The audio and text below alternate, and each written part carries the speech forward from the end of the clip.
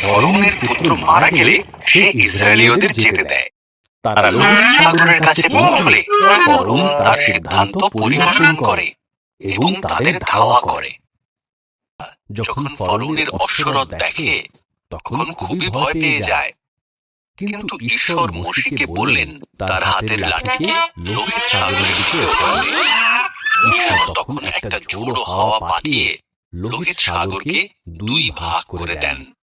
লোহিত সাগরের মধ্যে দিয়ে শুকনো একটা পথ তৈরি হয় এবং ইসরায়েলীয়রা সেই পথ ধরে হাঁটতে থাকে।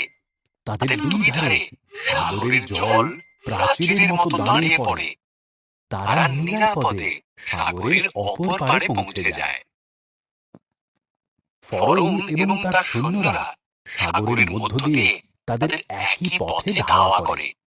ঈশ্বর তখন মোশেকে তার হাত ওঠাতে বললেন। তখন সাগরের জল পুনরায় নিজের স্থানে ফিরে আসে, আর ফরৌন এবং তার সৈন্যরা সাগরের তলায় তলিয়ে যায়। ঈশ্বর তখন তাঁর সন্তানদের মরুভূমির মধ্য দিয়ে নিয়ে গেলেন। তিনি তাদের খাবার দিলেন এবং জল দিলেন। তারা সিনাই পর্বতের কাছে তাঁবু গড়ল, যেখানে ঈশ্বর মোশেকে বলেছিলেন পর্বতের উপরে তাঁর সাথে দেখা করতে। আর ধোঁয়ার মধ্য দিয়ে মোশে পর্বতের চূড়ায় পৌঁছল এবং ঈশ্বর তার সাথে দেখা করতে নিচে নেমে এলেন। তখন ঈশ্বর মোশেকে দুটি পাথরের উপর খোদাই করা 10টি আজ্ঞা দিলেন।